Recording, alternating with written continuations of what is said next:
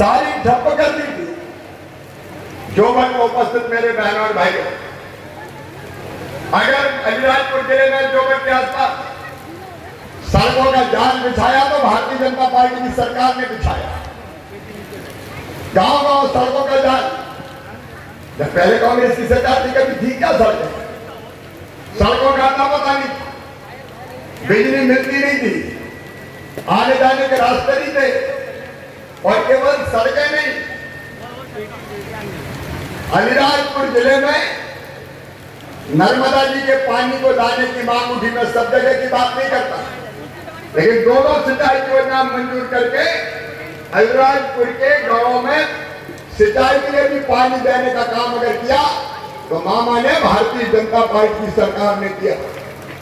अब कोई जगह बहुत ऊंची है जब वो पानी पहुंच नहीं सकता, और मैं आज ही निर्देश दे रहा हूं, जिनके ऊपर खेत है जहां सिंचाई का पानी योजना से नहीं पहुंचेगा, भाई दिवाली के बाद एक अभियान चला के कपिल धारा के कुएं हमें खुदवाना है, ताकि गांव गांव में किसानों के पास कपिल धारा के कुएं हो जाए और वो सिंचाई करके अपनी खेती का उत्पादन बढ़ा सके।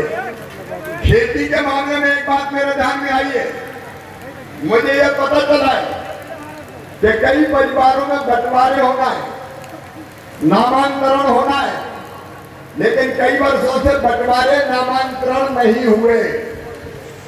जिनको बंटाना है एक एक खेत परिवार की कई पीढ़ियों के नाम पर, और इसलिए उनको कई योजनाओं का लाभ नहीं मिलता, और इसलिए आज हम ये तय कर रहे हैं, कमिश्नर यहाँ पे है क्या पवन, आज ये फैसला जोबट की सभा में जनता के बीच जनदर्शन में हो रहा है कि 30 दिन के अंदर जो बंटवारा चाहते हैं, नामांतरण चाहते हैं, और अविवादित बंटवारा है, झगड़े वाला नहीं है, तो 30 दिन 1 महीना में शिविर लगा के वो बंटवारा और नामांतरण कर दिया जाए। अब इतना पवन एक बात में साफ कर रहा हूं, मुझे यह पता चला है कि कुछ लोग पैसे की मांग करते हैं। मैं चेतावनी दे रहा हूं, अगर किसी ने किसान दल ट्राइबल से पैसे की मांग की तो उसको मैं नौकरी करने के लायक नहीं रहने दूंगा, सख्त कार्रवाई की जाएगी। अभी तो अभियान चला के हमें नामांतरण और बंटवारे अविवादित, उसके लिए हर एक किसान को सुविधा देके योजनाओं का लाभ दिलाने में उसकी मदद करें। तो कपिल धारा के कुएं होंगे, बंटवारा होगा, नामांतरण का काम होगा। और एक बात और मेरे बहन और भाई, ये भारतीय जनता पार्टी की सरकार है कि जिसने तय किया, प्रधानमंत्री जी ने प्रधानमंत्री आवास योजना बनाई, जिसमें प्रधानमंत्री जी 7% पैसा भेजते हैं, 40% पैसा राज्य शासन देता है। एक सर्वे करवा के मुझे पता चला है कि कई लोगों का नाम अभी प्रधानमंत्री आवास योजना में नहीं है, मकान उनके नहीं बने। आप फिर से एक सर्वे करवाइए, आवास प्लस का सर्वे, और सर्वे करवा के जिनके नाम अभी तक प्रधानमंत्री आवास योजना में नहीं जुड़े, उनके नाम, जिनके कच्चे मकान हैं, नाम प्रधानमंत्री आवास योजना में जोड़े जाएंगे और उनके मकान बनवाने का काम किया जाएगा। कांग्रेस ने नहीं किया, ये किया तो केवल भारतीय जनता पार्टी की सरकार ने किया। देखो ना मेरे बहन और भाई, हम लोग केवल मुख्यमंत्री और सरकार बना के इसलिए राजनीति चला रहे हैं कि जनता का कोई भला ना करे। भारतीय जनता पार्टी की नीति है रोटी, कपड़ा, मकान, पढ़ाई लिखाई, दवाई और रोजगार का इंतजाम सबके लिए करें। और इसलिए सस्ता राशन मिले गरीब को, आदिवासी भाई बहनों को भी, इसलिए हमने शुरू किया 1 रुपया किलो गेहूं, 1 रुपया किलो चावल और 1 रुपया किलो नमक देने का अभियान। अभी प्रधानमंत्री जी ने कोरोना में तय किया कि 5 किलो नवंबर के महीने तक वो फ्री में ही देंगे। तो 5 किलो ये मिलता है मुख्यमंत्री अन्नपूर्णा योजना का। 5 किलो प्रधानमंत्री निःशुल्क देते हैं। मैं आपसे पूछना चाहता हूं, राशन मिलता है कि नहीं मिलता? यहाँ बोल के बताओ, मिलता है कि नहीं? ये राशन में अगर कोई छूट गया हो, एक बार देखे हमने उत्सव पिछले दिनों किया था 7 तारीख, और ये कहा था कि राशन का दुकान वाला अकेला नहीं बांटेगा, कार्यकर्ता भारतीय जनता पार्टी के साथ रहेंगे, टीम बनेगी जो राशन के वितरण की व्यवस्था देखेगी। एक बार ये सख्ती से देख लें, सबको राशन मिलना चाहिए, पूरा राशन मिलना चाहिए। और अगर कोई छूट गया है कि जो गरीब है और पात्रता पर्ची उसके पास नहीं है, तो राशन की पात्रता पर्ची उसके लिए बनाई जाए। जो ईमानदारी से छूट गया है उसको राशन की पात्रता पर्ची देके राशन का वितरण प्रारंभ करना है। और राशन का वितरण सार्वजनिक रूप से ही होगा। चोरी चुपके होता तो कई बार ऐसा नहीं कि राशन की दुकान वाले बेच के खा जाए। मैंने कल कई जगह कड़ी कार्रवाइयां की है और आज चेता के जा रहा हूं, अगर गरीब के राशन पे किसी ने डाका डाला, अगर उसमें गड़बड़ करने की कोशिश की, तो हथकड़ी लगवा के सीधे जेल भिजवाऊंगा, उसको किसी भी कीमत पर नहीं छोड़ूंगा।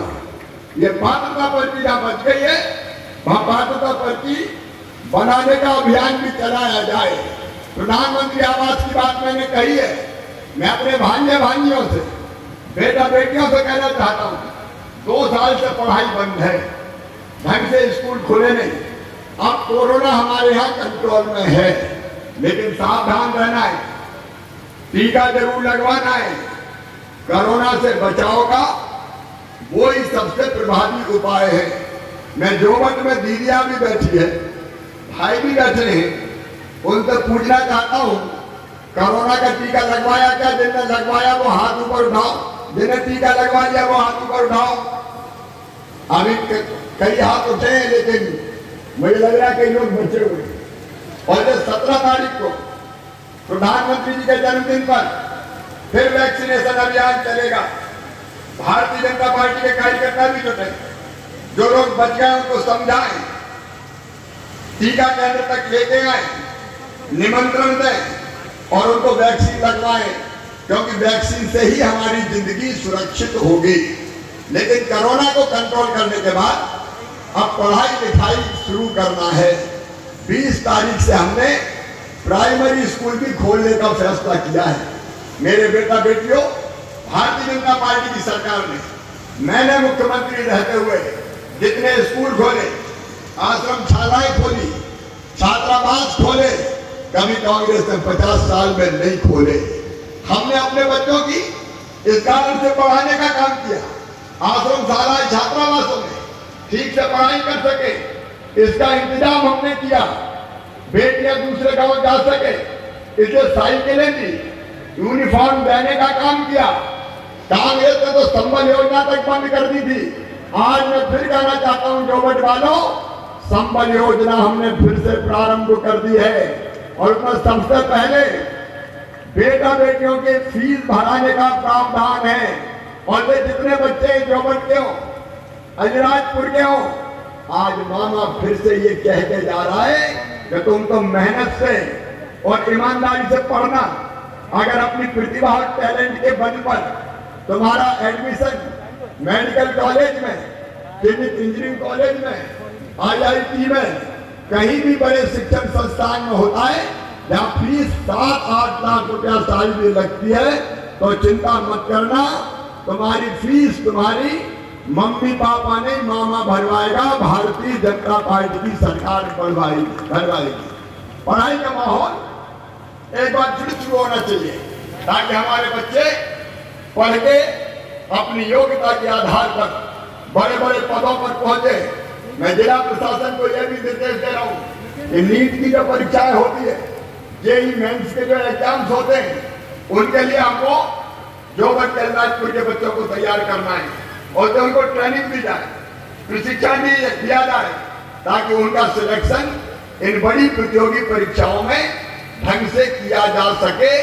ये बहुत जरूरी है ताकि हमारे बच्चे आगे बढ़ के पढ़ें और अलग अलग पदों पर पहुंचे।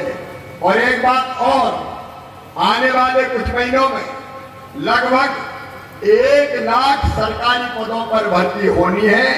ट्राइबल्स पे भी बैकलॉग के जो पद है वो सारे पद भरे जाएंगे और बाकी भी, चाहे पुलिस हो, चाहे शिक्षक हो, चाहे स्वास्थ्य विभाग हो, चाहे रेवेन्यू हो, सबकी भर्तियां चालू करने का हम अभियान कर रहे हैं। दोनों दृष्टियों से रोजगार नंबर 1, शासकीय सेवाओं में जितने लोग जा सकते हैं उतने शासकीय सेवाओं में जाएं।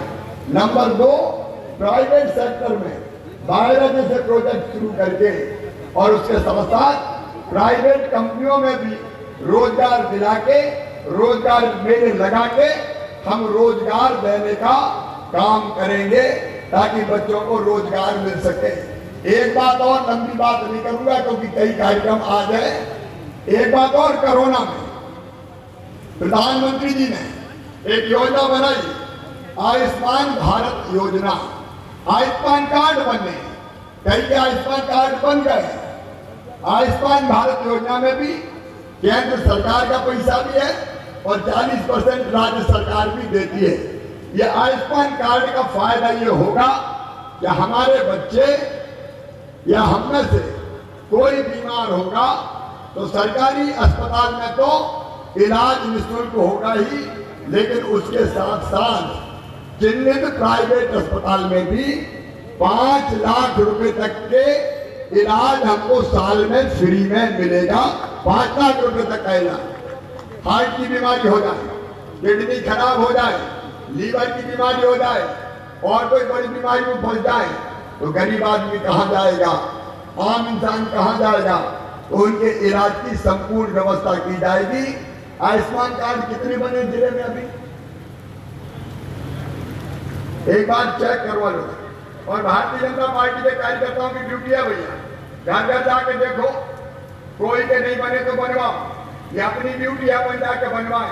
5 लाख तक का इलाज फ्री में होगा। ये हमारा धर्म है, हम राजनीति में काम कर रहे हैं कि सबके आयुष्मान कार्ड बनवाएं ताकि इलाज में किसी को कोई दिक्कत ना हो। आजकल अस्पताल का महत्व बहुत बढ़ गया है और इसलिए ये बात भी आई कि जोबट में जो अस्पताल है उसको, छोटे अस्पताल को बड़े अस्पताल में बदलना चाहिए। ठीक बात है कि नहीं? अरे ठीक है कि नहीं?